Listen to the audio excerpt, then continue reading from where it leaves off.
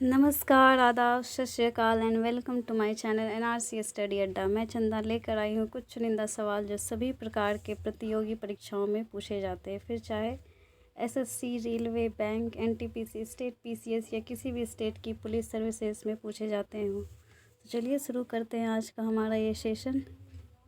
मैं आपको कुछ चुनिंदा सवाल कराने वाली हूँ, ध्यान दीजिएगा। हमारा पहला क्वेश्चन है, तुलवुल परियोजना किस नदी पर स्थित है? तो इसका आंसर लिखेंगे हम झेलम नदी। सेकंड हमारा क्वेश्चन है, प्रथम भारतीय डाक टिकट कब और कहाँ छापा गया? तो इसका आंसर होगा जुलाई 1854 और जिसे कलकत्ता में पब्लिश किया गया था। थर्ड नेक्स्ट क्वेश्चन है, विश्व में ऐसी कौन सी झील है जो प्रत्येक 12 वर्ष बाद मीठे व खारे जल में परिवर्तित होती रहती है? तो इसका आंसर होगा तिब्बत की उड़ोत्सो झील। तिब्बत जो अभी जिस पे चाइना हमेशा जिस पे क्लेम करता रहता है, और तिब्बत के जो धर्मगुरु हैं जिनको हमारे देश भारत में शरण दी गई है, दलाई लामा। अगला क्वेश्चन है, डॉक्टर भीमराव अंबेडकर का जन्म स्थान कहाँ है? तो इसका आंसर होगा महू, मध्य प्रदेश। एंड नेक्स्ट है, संविधान सभा ने राष्ट्रीय ध्वज के डिज़ाइन को कब स्वीकृति प्रदान की थी? तो इसका आंसर हो जाएगा 22 जुलाई 1947। नेक्स्ट क्वेश्चन है, प्रसिद्ध कोहिनूर हीरा कहाँ से प्राप्त हुआ था? तो ये प्राप्त हुआ था गोलकुंडा की खान से। गोलकुंडा कहाँ है? तो इसका गोलकुंडा की खान है कर्नाटका में। नेक्स्ट है, किस क्षेत्र को विश्व की छत, रूफ ऑफ द वर्ल्ड कहा जाता है? तो इसका आंसर होगा पामीर की पठार को। नेक्स्ट है हमारा, पोलो खेलते समय किस भारतीय बादशाह की मृत्यु हुई थी? तो इसका आंसर हो जाएगा कुतुबुद्दीन ऐबक।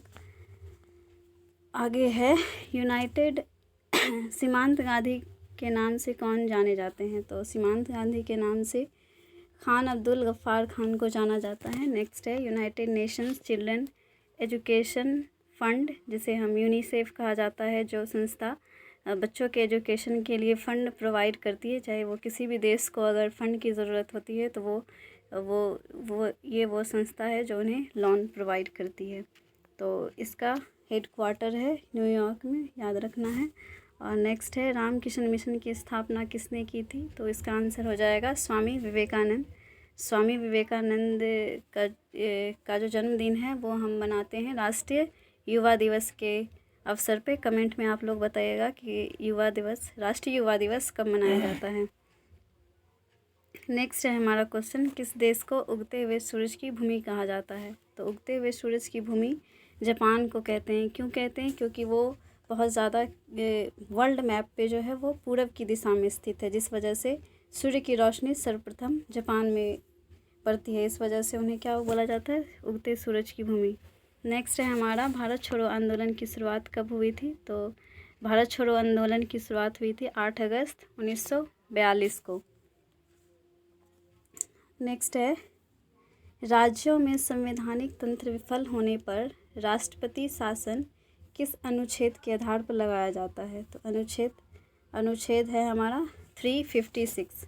नेक्स्ट है, किस अनुच्छेद के तहत 6 से 14 वर्ष तक के बच्चों के लिए शिक्षा का अधिकार मूल अधिकार माना जाता है? तो अनुच्छेद हो जाएगा 21 का क्लॉज ए, जिसके तहत बच्चों का शिक्षा जो है वो अनिवार्य है। और अगर इस एज के बच्चों को यदि किसी भी प्राइवेट सेक्टर में काम करते हुए पाया जाता है तो उस संस्था को भी निलंबित कर दिया जाता है जिस संस्था में बच्चे को रखा गया है।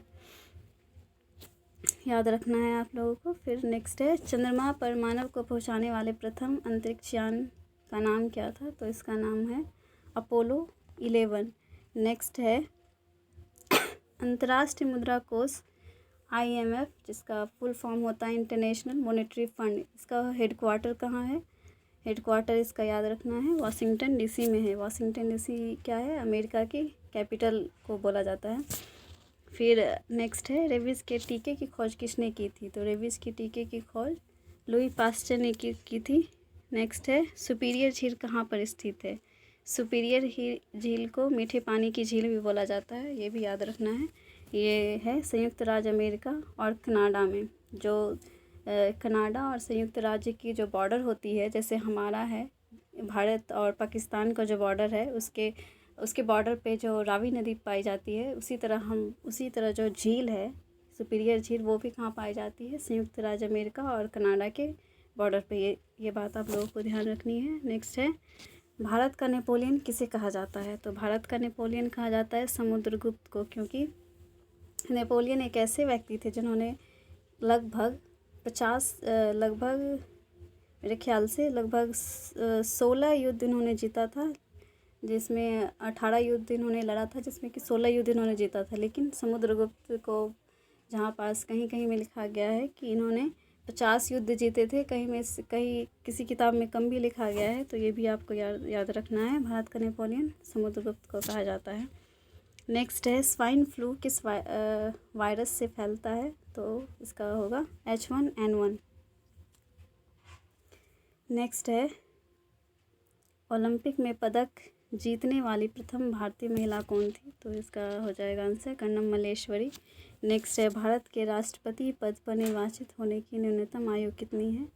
तो किसी भी व्यक्ति को अगर राष्ट्रपति बनना है, भारत का राष्ट्रपति, तो उसकी न्यूनतम आयु होनी चाहिए 35+।